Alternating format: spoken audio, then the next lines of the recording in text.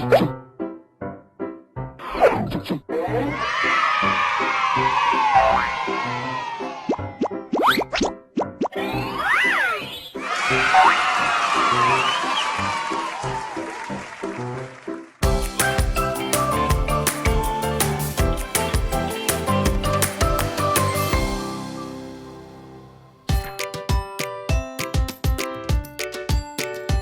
bener. Nah ini disiramnya rata ya Sinta? Iya Kak Rara. Yang bener Dodi siramnya. Iya Kak. Tumbuh yang lebat ya Bunga. Wah sampai lupa nyapa teman-teman nih Sinta Dodi. Halo teman-teman kelas 3 yang selalu ceria. Ketemu lagi sama Kak Rara, Sinta dan Dodi. Hari ini kita akan kembali menemani kalian belajar dari rumah. Nah, senang sekali nih hari ini teman-teman kelas 3 masih rajin belajar dari rumah. Belajarnya jadi makin menyenangkan ya bersama ayah dan bunda. Terima kasih karena ayah dan bunda masih setia menemani teman-teman kelas 3 belajar dari rumah. Nah, sebelum belajar kita berdoa dulu yuk agar kegiatan belajar hari ini bisa membawa manfaat untuk kita. Yuk berdoa dengan kepercayaan masing-masing, berdoa dimulai. Selesai. Kalau gitu kita masuk ke dalam yuk. Yuk. Yuk.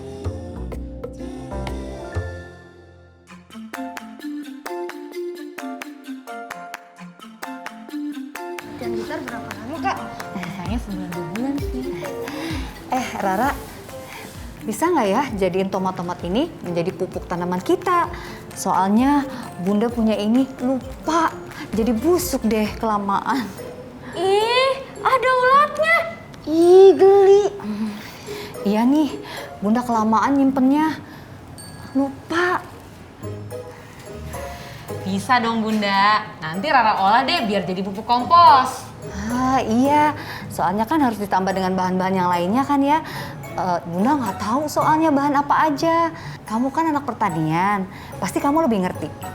Beres Bunda, serahin ke Rara. Sinta Dodi mau bantu? Iya, kamu harus bantu. Soalnya nanti kamu bisa tahu bagaimana pembuatan pupuk tanaman dari bahan-bahan organik. Dodi masih takut. Sinta mau deh Bunda, kayaknya bisa menjadi pengalaman menarik. Ayo Dot, petualangan baru nih. Tuh, betul kata Sinta. Petualangan baru. Yaudah deh, Dodi ikut. Yeay. Teman-teman di rumah ikut juga yuk. Nanti Kak Rara sambil bahas tentang cara membasmi hama. Yuk kita ambil peralatan dan bahan yang diperlukan. Yuk. Yuk. Ya Bunda. Dadah. Sinta, Dodi, tanahnya udah Kak Rara siapin. Nah, tanahnya ini juga udah Kak Rara campurin sama beberapa bahan. Salah satunya larutan gula. Sekarang kalian tinggal masukin deh tomat-tomatnya. Yuk Sinta masukin tomatnya. Oke Kak, Sinta masukin ya tomatnya. Oke, nah sekarang kita tumpuk deh di atasnya dengan tanah lagi. Coba Dodi masukin lagi dong tanahnya ke ember ini. Oke Kak. Wah Dodi pinter nih, udah gak takut lagi kan? Enggak dong Kak, kan ulat kan kecil. Pinter. Nah setelah tomat-tomat tadi tertutup sama tanah, sekarang kita bakal tutup ember ini rapat-rapat. Lalu kita diamkan selama 3 bulan agar menjadi pupuk kompos. Nanti kalau udah jadi, kita tebar deh di tanaman-tanaman Bunda biar makin subur. Capek juga ya Kak membuat pupuk. Ya udah kalau gitu kita duduk dulu yuk di gazebo. Yuk. Makasih ya udah bantuin Kak Rara. Sama-sama Kak. Yuk. Yuk.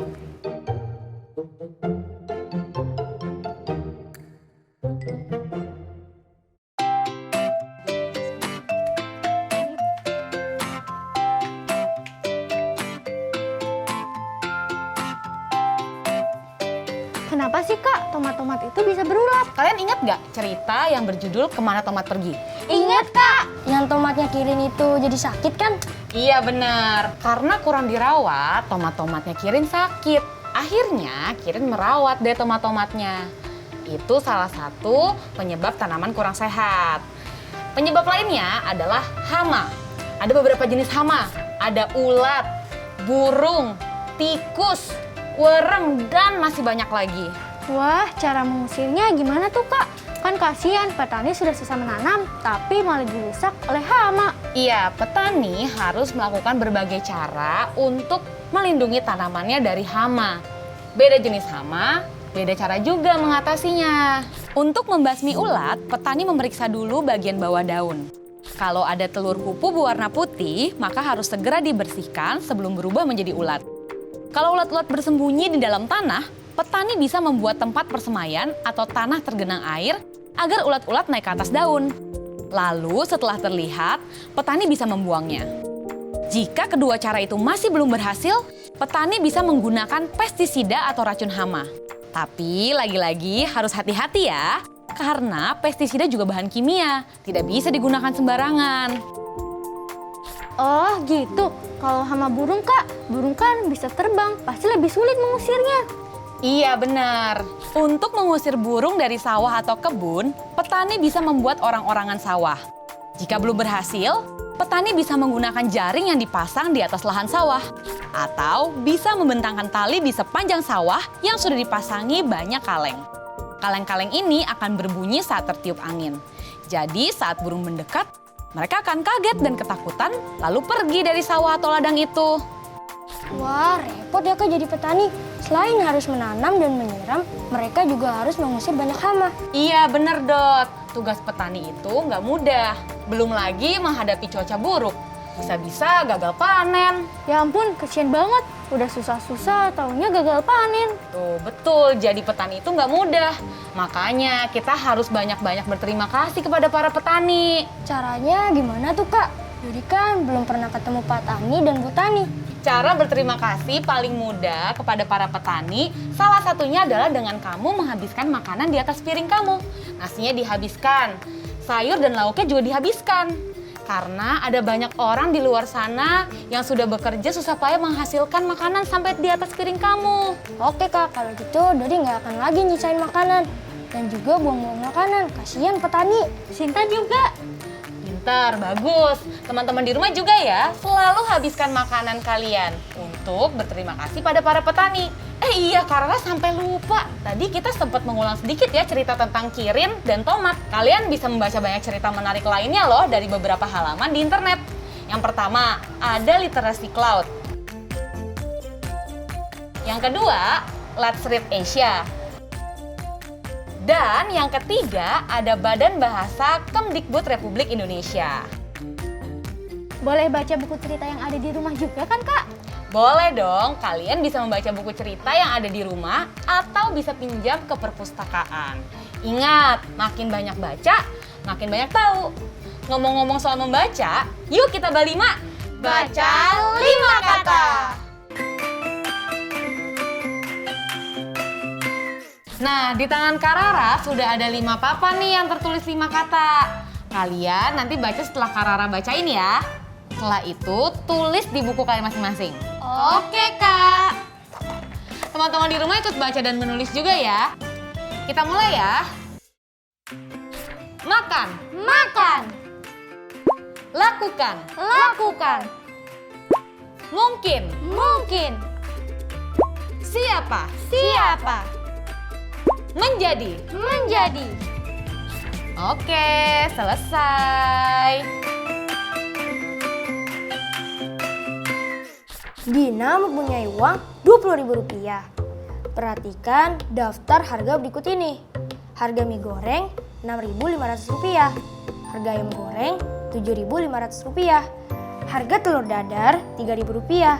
Harga telur rebus Rp2.000. Jika Dina ingin membeli makanan untuk 2 orang dan setiap orang mendapatkan 2 jenis makanan yang sama, tanpa menghitung, bisakah kamu tulis apa saja yang harus dibeli oleh Dina? Nanti kita cek jawaban kalian bersama-sama ya, setelah yang satu ini.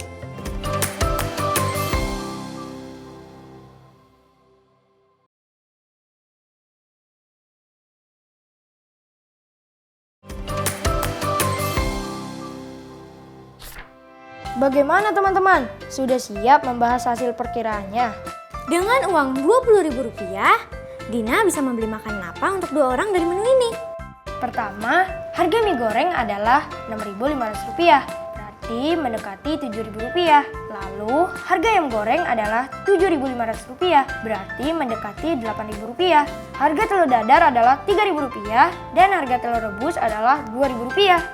Maka, dengan pembulatan itu, tanpa menghitung, kita bisa memperkirakan uang dinas nilai Rp20.000 dapat membeli makanan menu pertama yaitu mie goreng dengan telur dadar. Lalu menu kedua ayam goreng dan telur rebus. Gimana? Apakah perkiraanmu sama dengan perkiraan aku dan Kak Sinta?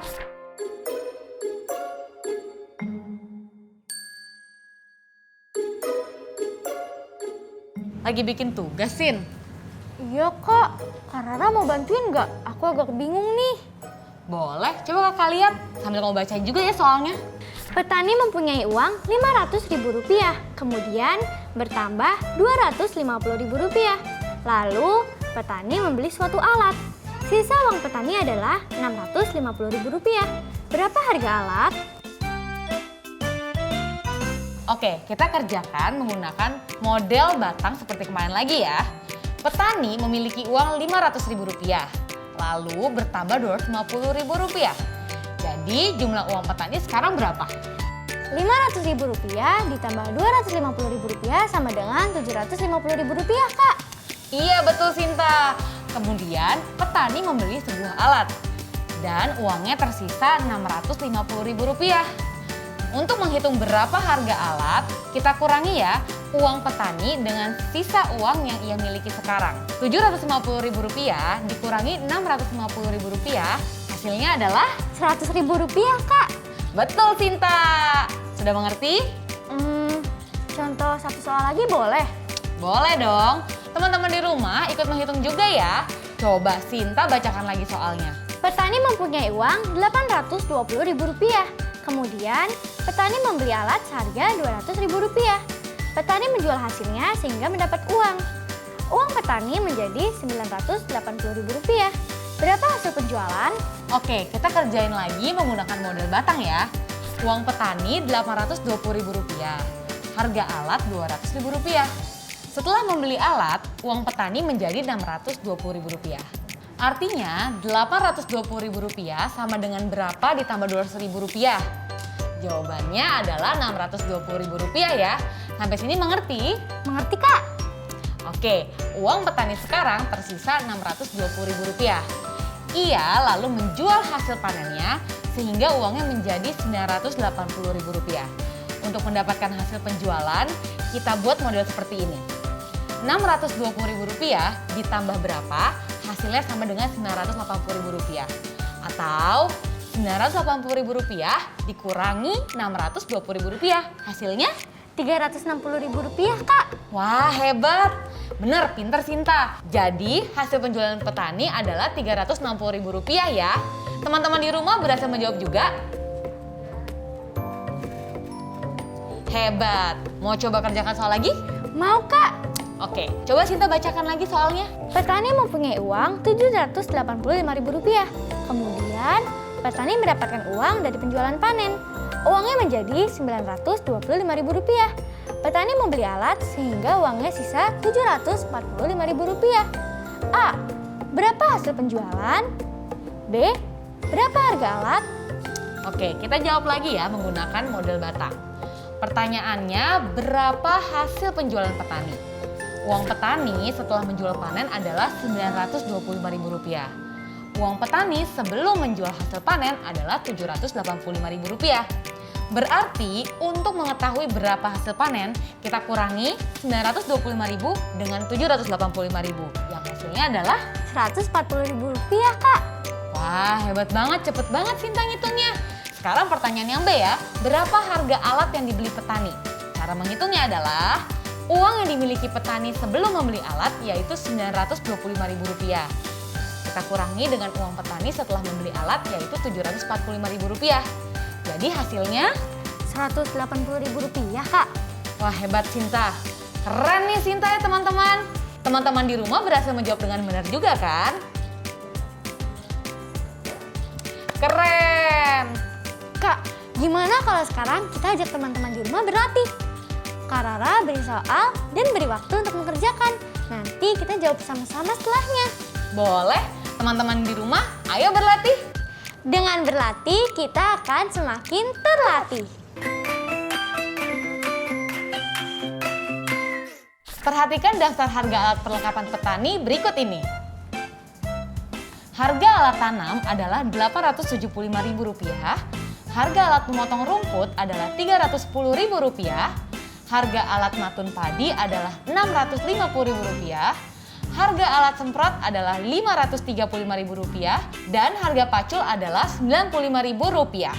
Pertanyaannya adalah, petani mempunyai tabungan Rp750.000. Setelah membeli 2 alat sama, sisa uang petani Rp560.000. Petani menjual panen sehingga uangnya menjadi Rp800.000. A. Berapa harga 2 alat berbeda? B. Alat apa saja yang dibeli petani? Dan C. Berapa hasil penjualan panen? Coba kerjakan pertanyaan A dulu ya teman-teman. Kak Rara beri waktu 10 detik.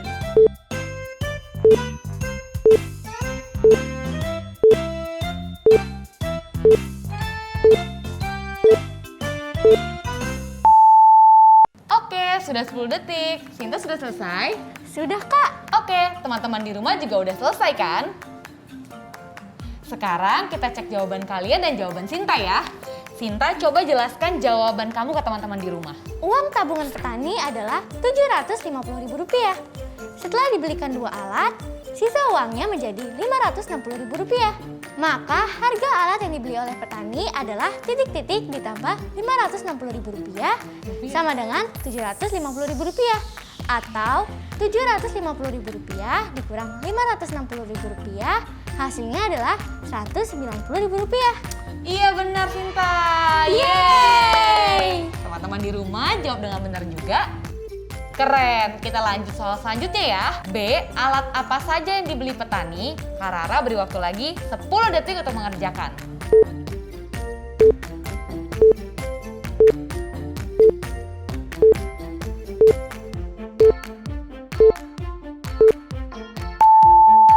Oke, sudah 10 detik. Sinta udah selesai? Sudah, Kak. Oke, sekarang kita cek jawaban Sinta sama teman-teman di rumah ya. Ayo Sinta, jelaskan lagi jawaban kamu ke teman-teman di rumah. Apa 2 alat yang dibeli oleh petani? Tadi kita sudah tahu harga 2 alat yang dibeli petani adalah Rp190.000. Maka untuk mencari tahu alat apa yang dibeli petani, kita lihat kembali daftar harga alat perlengkapan petani. Di situ, alat yang bisa dibeli dengan harga Rp190.000 hanya pacul. Dan 2 pacul harganya adalah Rp190.000. Jadi jawabannya adalah alat yang dibeli petani adalah 2 pacul. Iya benar Sinta. Yeay! Jawaban teman-teman di rumah gimana? Sama dengan jawaban Sinta kan? Yeay! Berarti teman-teman menjawab juga dengan benar. Keren nih Sinta bisa jawab semua pertanyaan Kak Rara dengan benar. Kan sudah diajari lebih dulu sama Kak Rara. Oke. Wah Dodi, kau bawa apa tuh? Ini poster Kak, tugas proyek akhir minggu. Aku kerjain bareng Kak Sinta. Oh iya, Kak Rara tuh sampai lupa loh. Teman-teman sudah menyiapkan bahan-bahannya juga? Kalau sudah, dibuat jadi poster seperti ini ya. Coba Dodi sambil jelaskan ini poster apa. Ini poster tentang tahapan menanam tanaman padi. Ini tahapannya, mulai dari benih, tunas, anakan, dan pemanjangan batang. Pada usia 0 hingga 60 hari, akar bertumbuh, tunas keluar, dan batang memanjang. Usia 60 hingga 90 hari terbentuk bunga dan biji. Usia 90 hingga 120 hari tinggi tanaman padi tidak bertambah. Tanaman padi menguning. Padi kemudian dipanen. Keren nih penjelasan Dodi. Teman-teman di rumah buat juga poster seperti punya Dodi ini ya. Bisa dipilih salah satu dari tanaman padi, sayuran, atau buah-buahan. Ini sayuran dan buahnya bebas. Kalian tentukan sendiri. Setelah menentukan mau menggambar tanaman apa, gambar juga tahapan pertumbuhannya seperti punya Dodi tadi. Lalu beri penjelasan juga setiap tahapan pertumbuhannya menggunakan kalimatmu sendiri ya. Ayo semangat teman-teman membuat posternya. Betul, kalian boleh minta bantuan ayah, bunda, atau orang dewasa lain di rumah ya. Setelah itu kita buat laporannya. Nah, Sinta, Dodi udah selesai belum laporannya? Sudah, Kak. Oke, sekarang kita bahas ya. Yang pertama, tulis judul proyekmu. Judul proyek kalian apa nih? Judul proyek kami adalah tahapan menanam tanaman padi. Bagus, setelah itu tulis langkah-langkah yang kamu lakukan saat mengerjakan proyekmu ya. A awal, B kemudian, C lalu, D selanjutnya, E selanjutnya, dan F akhir. Nah, ada yang bisa menjelaskan bagaimana proses pengerjaan proyek ini? Bisa Kak. A, awalnya kami tentukan dulu poster tanaman apa yang mau dibuat. Pilihannya ada padi, sayur, dan buah. Kami pilih padi. B, kemudian kami cari tahu tahapan tanaman itu tumbuh, yaitu benih, tunas, anakan, dan pemanjang batang. C, lalu kami cari gambarnya. Bisa dari buku atau dari internet. D, selanjutnya kami buat posternya dengan menggambarkan di kertas sendiri. E, selanjutnya kami beri judul dan keterangan masing-masing tahapan pada poster. F, akhirnya kami tambahkan keterangan pertumbuhan padi sesuai usianya. Selesai deh. Wah, keren, lengkap banget penjelasan tahapannya ya. Nah, apa yang kalian rasakan saat mengerjakan proyek ini? Senang Kak, proyeknya seru banget. Apa kalian puas dengan hasil proyek ini? Puas Kak. Keren! Terakhir, ceritakanlah tentang postermu kepada anggota keluargamu ya. Lalu, minta anggota keluargamu juga untuk menuliskan komentar mereka di buku kerjamu. Karena Sinta dan Dodi sudah menceritakan ke Kak Rara, nanti Kak Rara yang tinggal tulis komentar di buku kalian. Nah, teman-teman di rumah sudah buat juga kan laporan seperti yang sudah Sinta dan Dodi buat tadi? Silahkan laporkan kepada ayah dan bunda ya. Oke, kita udah belajar apa aja tadi? Aku Kak, kita tadi mengenal petani membasmi hama. Lalu kita juga menuliskan 5 kata dengan lancar Kak. Bagus. Terus kita belajar apa lagi tadi? Menyelesaikan soal-soal cerita 2 langkah yang berbeda dengan hari sebelumnya. Terus menyatakan uang dalam bentuk model batang dan garis. Lalu menyatakan uang pembelian atau uang hasil penjualan. Bagus, keren nih adik-adik Kak Rara masih pada ingat. Teman-teman di rumah juga sudah menyimpan semua pelajaran hari ini dengan baik kan di kepala dan buku tulis kalian? Jangan sampai lupa ya. Kalau gitu, selesai sudah belajar kita hari ini. Kak Rara, Sinta, dan Dodi mengucapkan terima kasih karena teman-teman sudah setia sama-sama kita belajar dari rumah. Terima kasih juga Kak Rara ucapkan untuk ayah dan bunda yang masih menemani teman-teman kelas 3 belajar dari rumah. Jangan lupa tetap terapkan 5M, memakai masker, mencuci tangan, menjaga jarak, menghindari kerumunan, dan mengurangi mobilitas. Agar kita bisa memutus rantai penyebaran COVID-19. Sampai ketemu lagi minggu depan ya. Sampai jumpa! Sekarang tetap belajar dari rumah ya teman-teman. Ingat, jaga jarak, rajin mencuci tangan, dan pakai masker agar kita mencegah penyebaran COVID-19. Sampai jumpa!